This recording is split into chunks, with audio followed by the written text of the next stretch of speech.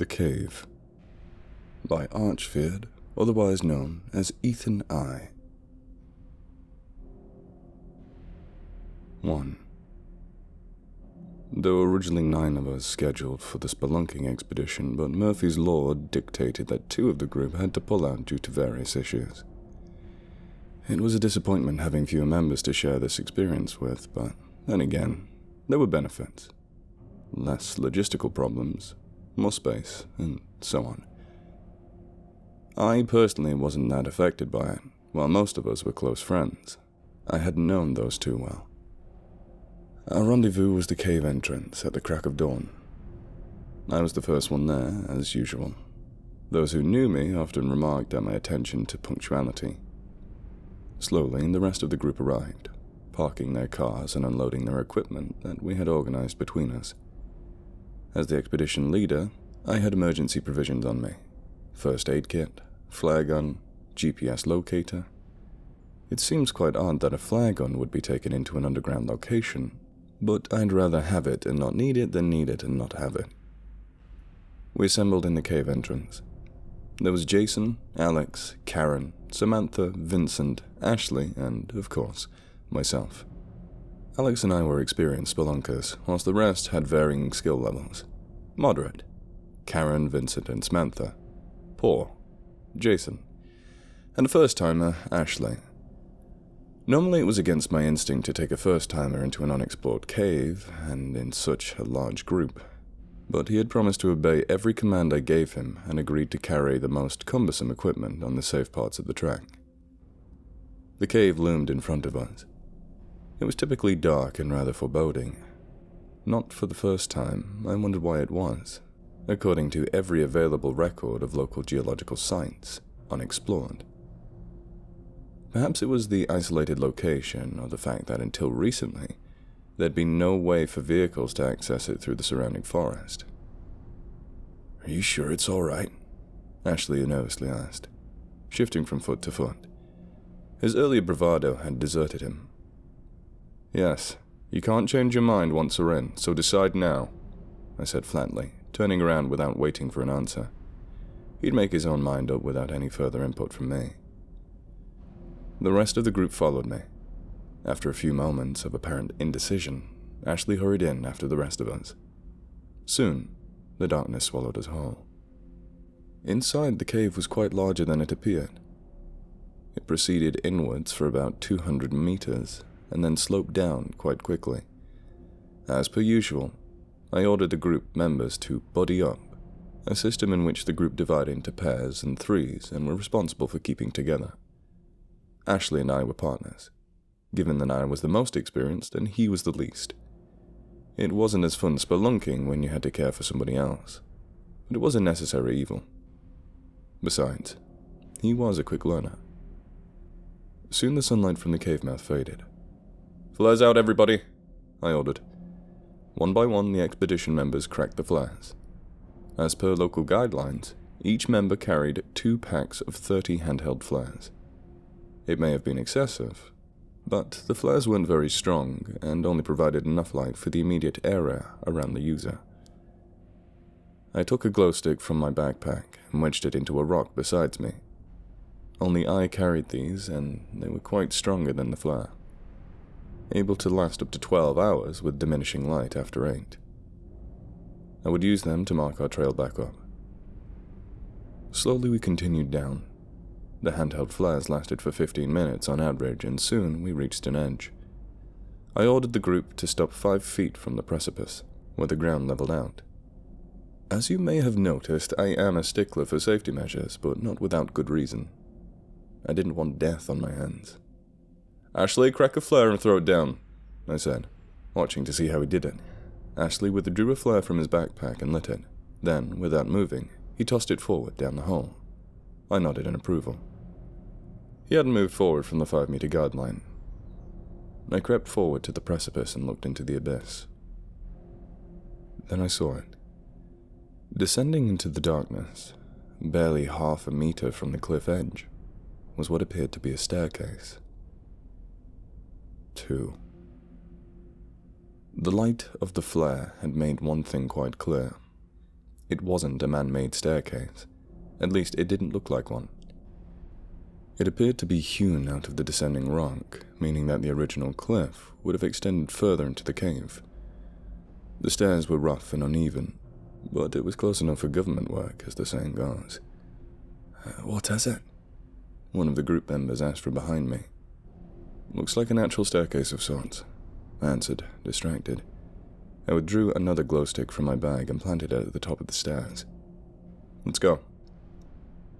We descended cautiously, for caves are notoriously deceptive. Ahead of me, the darkness grew thicker.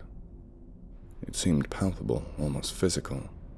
As if my thoughts were true, the flares we held seemed to diminish in the face of the abyss. After 50 or so steps, I reached the bottom. That's when I heard the crack. It sounded like a gunshot, loud and sharp. I spun at the foot of the stairs. Behind me, Jason was tumbling roughly down the last few steps, straight towards me. I spun out of the way as he crashed to the floor, moaning in agony. The rest of the group hurried towards me, concerned, as I bent and inspected the injury. It was obvious. His ankle was twisted at an unnatural angle, clearly broken. Jason's face had rapidly lost color. "Karen, Vincent, grab him by the arms. Careful," I said quietly, unwilling to exacerbate the situation by panicking. They picked him up slowly, his ankle dangling grotesquely beneath him. Something glinted under the crimson light of the flares. I knew it was bone. I reached into my backpack, taking out 2 small batons and a white bandage. "This is going to hurt," I warned. The caution was wasted on Jason anyway. He was off unconscious. I grabbed his ankle and twisted. His ankle cracked again. That roused Jason from his stupor. He screamed piercingly, loudly enough to hurt my ears. Quickly, trying not to prolong his agony, I wound the bandage around the batons, which braced either side of his leg. The screaming stopped, but not because of the pain that had faded. He was unconscious. "Take him up to the entrance of the cave and go to the hospital. If he wakes, give him these painkillers," I told his helpers. Karen and Vincent nodded and began the arduous climb up to the surface, holding their unconscious ward. "Shouldn't we go with them? I mean, his ankle was..." Ashley began, but I cut him off. "No, we came this far, and we're not going to stop now. I want to investigate this cave to the end. Remember, I told you that you couldn't change your mind," I said sharply, taking out my anger at letting the incident happen under my leadership on him. Ashley, known as Ash to his friends, but I never used that, fell silent. I felt a fleeting sense of guilt at my attitude. I brushed it off and spun around. Already Jason and the others were out of view. Around the group, the darkness surrounded us like a malevolent entity. The landing we were on led further into the cave for quite a while, and we proceeded incident-free, thankfully. I marked our progress with glow sticks at various intervals. Strangely, like the flares, they gave off less light the deeper we progressed. It began to unnerve me, and I could tell the others noticed it too. Alex and Samantha, who were incidentally brother and sister, fell a few steps behind us. Ashley, to my right, was silent. Finally, as the flares grew ever dimmer, I saw something in the wall to my right. I called the diminished group over and cracked a new flare to provide extra light. It appeared to be some sort of carving in the wall. I studied it carefully. The scene depicted a few humanoid forms on the ground. A few scratches of red seemed to indicate wounds. Various pillars around them rose to the roof of the cavern. But that wasn't nearly the worst part. In front of the people, the victims, I now corrected myself, was a large figure. It may have had detail in the past, but only the outline remained. The body was scratched out. It was a disturbing scene. Then I looked beneath the scene and my eyes widened. It had a message. 3. The strange thing about the message was that it was in English. The carving looked entirely authentic, meaning that a caveman, if you'll pardon the pun, had created it. I found it impossible that the same person could have scrawled those 5 words below the picture. Behind me, Alex read it out loud. The jackal and the cave. How strange, he said. Indeed it was. That was the message, written entirely in capital. I dismissed the painting and turned back to the main path. It was obviously a hoax. There was no way a caveman could write in any script, let alone in English. Probably some kid mucking around in days long past, but it still made me uneasy, regardless of what I assumed it to be. If it was a hoax, then why does it look so fucking authentic? Eventually the four of us had had our fill of the jackal in the cave, and after Ashley had snapped a photo of it for keepsake, we continued into the cave. I was forced to light 2 flares at the time, now to ward off the choking darkness. The diminishing effectiveness of the flares puzzled me. In all my time spelunking, I had never encountered anything like it. I wondered if it was a defective bunch or some other reason. It had to be a logical, rational reason. Behind me, Alex and Samantha were still locked in conversation. I picked up snatches of the heated debate as we walked.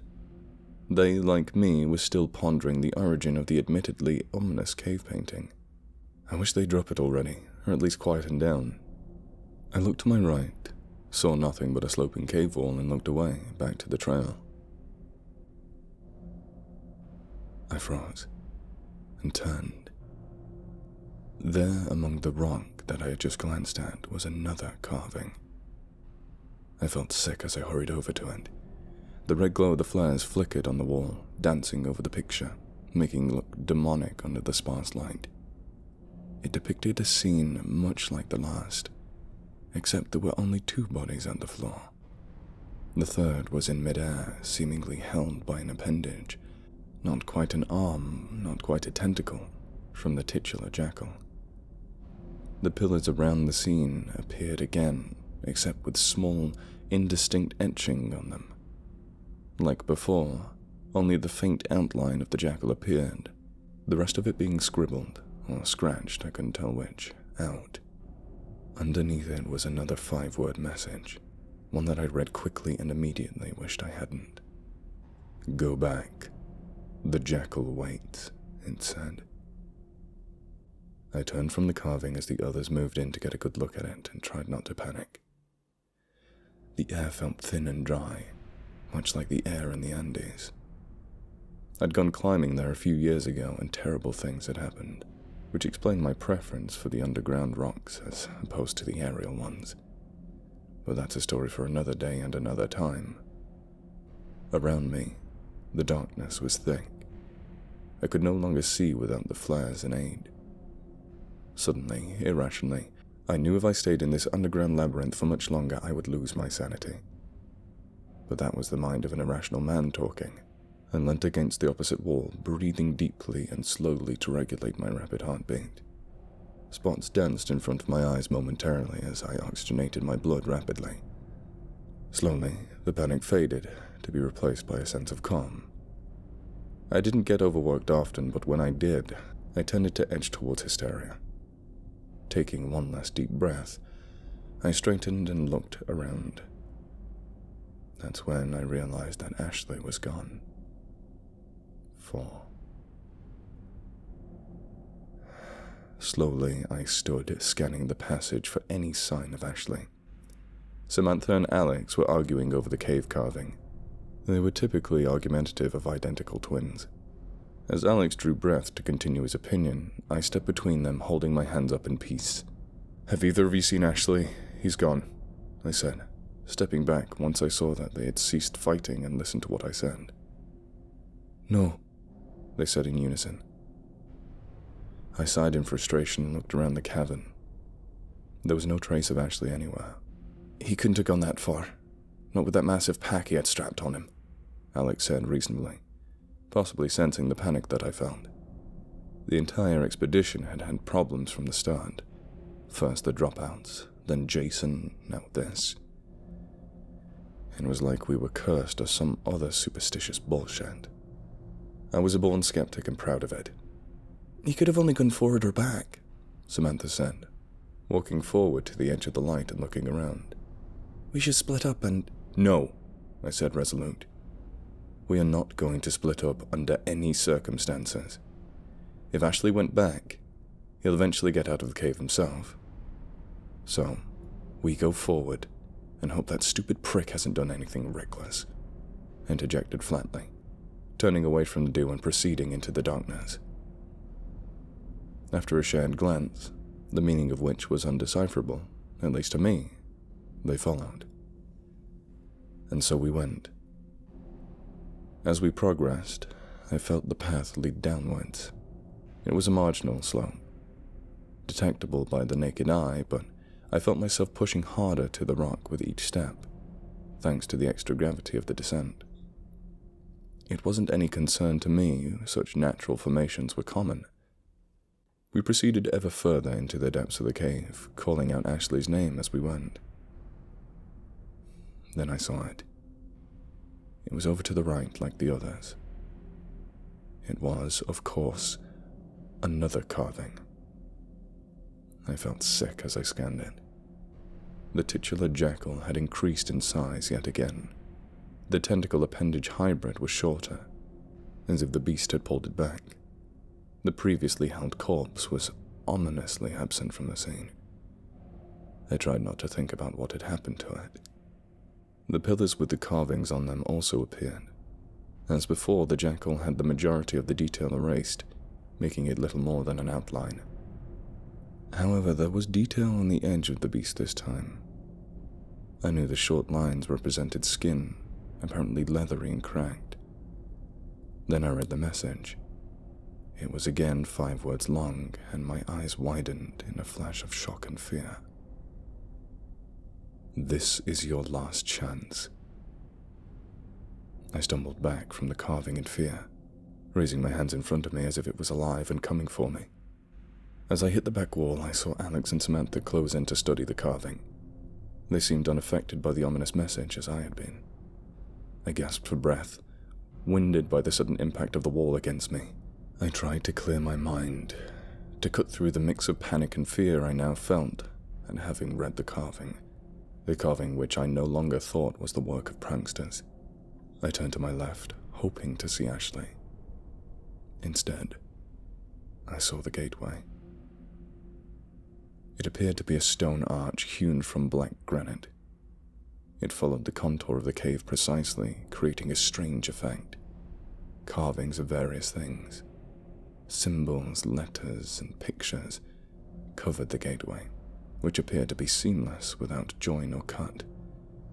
I approached it almost unwillingly, feeling my heart rise into my throat as I stared at the ground immediately behind the gateway and onwards. The walls, floor, and roof of the cave from the gateway onwards were covered in fine white dust. Alex and Samantha joined me on the edge of the gateway. We were silent, studying the gateway. I looked at the top and saw yet another 5-letter message carved there. The gateway to the jackal. And hell with it, I thought. Then I heard a scream. It was Ashley screaming. "We have to get him!" Alex yelled, turning to me. With every fiber of my body, I resisted stepping through the gateway. I knew that if we did, terrible things would happen. If I stepped through, I knew sooner or later I would meet the jackal.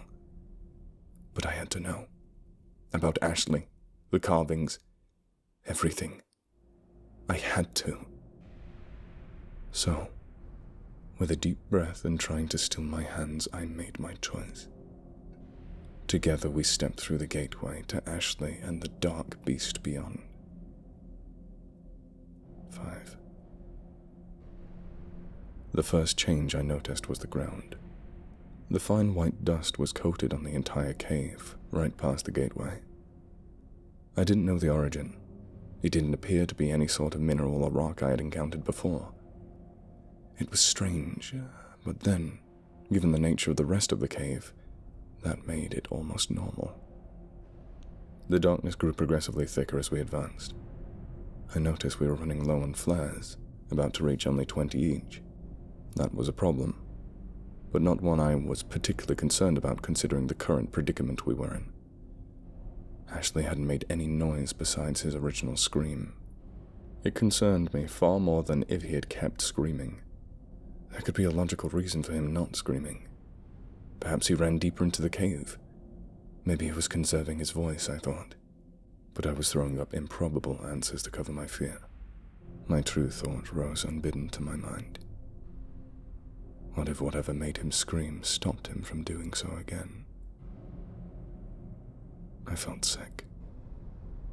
Ahead of us, not even 100 meters from the gateway, was a crossroads. The first such divide in an otherwise linear path. I had appreciated the lack of divergent paths so far because it meant that we didn't have to divide our group, stunted as it was. Appearing now as it had seemed like extraordinary bad luck on our part. Seemed like that's the key point. Nothing in this godforsaken cave had been left to chance. Lost in my grim thoughts as I was, I didn't notice the object ahead of us, Alex exclaimed and ran towards it. Startled, I looked up. Alex blocked my direct view of it. All I knew of it, apparently, was that it was quite large. I ran towards it. It was Ashley's backpack, ripped and torn. Blood covered it and the immediate area in irregular patterns. Beside me, Alex stepped back tentatively, lost for words. Something attacked him. Tore the pack right from his back with incredible force. It must have injured him as well, judging from the blood, I said quietly, surprised at how clinical and calm my assessment of the scene had been. That's it. I'm out. I'm going, Alex said, turning away quickly, but not before I saw the fear in his eyes. He was terrified. Samantha nodded in agreement, turning to leave as well. I didn't try to stop either of them. They would be back. You won't get a foot past the gateway, I called back to them, certain that would prevent them from leaving. I turned back to Ashley's pack slowly and began searching through it quickly, taking only a few items. I hesitated when my hand landed on the flare gun, but I took it and kept it in my hand. I knew from experience against various types of wildlife that it made an effective weapon. If I met anything that wasn't Ashley, I would fire without mercy. I stood and chose the right-hand passageway. I didn't feel scared anymore. In fact, I didn't feel anything. Adrenaline was coursing through my system, leaving no room for fear or anything else. It grew progressively darker. The darkness was thick and cloying. As a lifetime asthma sufferer, it reminded me when I needed my inhaler. I knew the flares would soon be useless, regardless of whether they should have been effective. Beside me, I noticed scrawling in the dust, apparently of human origin. That, at least, was no mystery. I glanced at each in turn, almost mechanically, knowing that it couldn't be any worse. It appeared that we weren't the first people to stumble into this place. I have seen it, and it blinded me. This is its domain, taller than any human. Suddenly I stopped. The last was different from the others, in lower case and appeared to be freshly written. It cut me. I'm running for my life. Ashley's writing. And then, as if by magic, I heard two things. A scream and a roar. Ashley. The jackal. They were close. I ran forwards. 6. I felt rather than sensed that I breached into a massive cavern. To prove my theory, I impulsively punched the air to my right. If I was still in a claustrophobic cave, my hand would have surely shattered on the wall. As I expected, I hit nothing but the stagnant air of the cave. The flares provided nothing more than a dim glow. I looked at it in horror as the glow faded slowly. The fading light represented my last defense against the virulent darkness of the cave, and its sole inhabitant. The inhabitant some called the jackal. The light faded completely. I was alone. The moment I heard the voice. It was flat and terrible and loud. It reverberated around me, seemingly without a source or direction. I spun in the darkness, the cloying, constricting darkness, and felt my heart in my throat. I knew that if I walked backwards, I would no longer find the passageway that had led me to the lair of the jackal. Once you entered his central cavern, there was no leaving it. Just like the carved markings promised, I thought. This is my cave. I screamed and ran. It was a futile gesture. The voice boomed around me, terrifying in its alienness and its flat, expressionless quality. The jackal was not human, nor was it even some revenant or ghost of a forgotten culture. It was something that had no place in this universe, and something that I wished to never see. My heart thundered in my chest and my eyes vibrated. I could no longer even control my own body. I was a prisoner in my own body. The other one screamed before I took him. "Fuck you!" I screamed hysterically into the darkness around me. It was a petty rebellion. I doubted the jackal even knew what it meant, but I felt better for it, all the same. And round me the darkness coalesced. It's alive, I thought. I tried to stifle a scream as an image popped into my head. Thousands of millions of bugs crawling over me in the darkness, biting, scratching, and running, and was banished moments later by the jackal's terrible oration. You will remain here forever. It howled. I know that voice, I thought vaguely. After the voice came the footsteps. I sensed, I could feel the tremors and hear the steps. Hundreds of them around me, pounding on the floor in a rapid and terrifying rhythm. Rolling thunder, I thought crazily and laughed. What little sanity I possessed was rapidly being eroded away by the darkness, millions of bugs, rolling thunder, the jackal and its influence over the cave, and consequently those inside it. I doubted if Ashley was still alive, that Samantha and Alex had escaped. I didn't even think that Karen, Vincent, and Jason had escaped alive. Even as I considered this, the jackal howled again, the flat voice echoing through the dark prison. They all died, as will you. The jackal roared in its expressionless tone, creating a queer wavering effect that hurt my ears. My throat burned from the lack of moisture. A headache pounded in my head as my ears throbbed, strangely in time with the footsteps. Just rolling thunder, I thought, and laughed crazily. Then, as I considered what the jackal had said, it can read my thoughts. It was not such a fantastical idea. The jackal had only ever spoken after I had thought. A coincidence? I think not. Pardon the pun. I considered the mental connection, and an idea began to form. I stopped running and emptied my thoughts, banishing the sensory manipulations the jackal used on me. The footsteps around me intensified, but I heard none of it as I shut down my senses and opened my mind. Then, exposed without the cloak of my previous panic thoughts, I felt it. The jackal's mind. It was a colossal, alien thing, like a structure too gargantuan for the human mind to comprehend. It would dwarf me, swallow my mind whole, and leave a gibbering wreck if I considered it for too long. It wasn't even natural, let alone human. Thoughts and ideas seemed to be constructed in a fashion that was incomprehensible to the human mind. In a word, the jackal's presence was dark. As I felt the presence wash over me, I steeled myself and sprung the trap. Instantly before the beast could retreat, I thought of light. A blinding supernova, more light than any human had ever witnessed. A bright inferno of light. I let the mental image expand in my mind and over into the jackal's colossal presence. I guess that such a creature had never even seen light. Or if it had spent so long underground, bathed in the darkness which it controlled. Such light, even as an image, would do tremendous harm to it, considering the jackal's mental abilities far outclassed my own. I was right. The instant the supernova image touched the jackal's presence, a tremendous shriek filled the chamber. immediately overtaking all the phantom footsteps that had so tormented me. I grinned savagely despite the pain and the high-pitched squeal caused in my ears. That, at least, sounded vaguely human.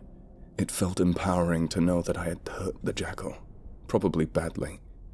I heard rushing noises around me as I opened my eyes. Impossibly, the virulent darkness was retracting around me. I spun wildly in the grip of the receding darkness. As I moved, I glanced around me. I was in a huge chamber, one that extended far into the distance. I saw columns and pillars, and realized that this was the jackal's feeding ground lair that had been the subject of the ominous cave paintings. I had no time to consider that.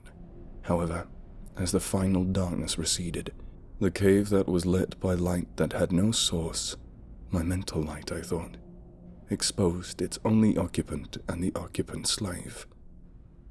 Just like that, I saw them. Ashley. The jackal. 7. I could never truly describe the beast before me. It wasn't because I didn't know the right way to articulate it. I knew exactly what to call it. I simply could not comprehend the jackal. It was as if I were viewing it from the extremities of my peripheral vision. It was blurry and soft and weak because it had no hard angles or edges. No matter how hard I looked at it, how much I stared, the jackal remained hidden to me, a formless shape hidden under a veil of unreality. The cave paintings, carvings, whatever adjective I attached to them, were truer than I had thought.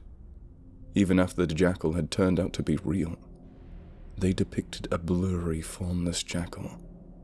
And so it was.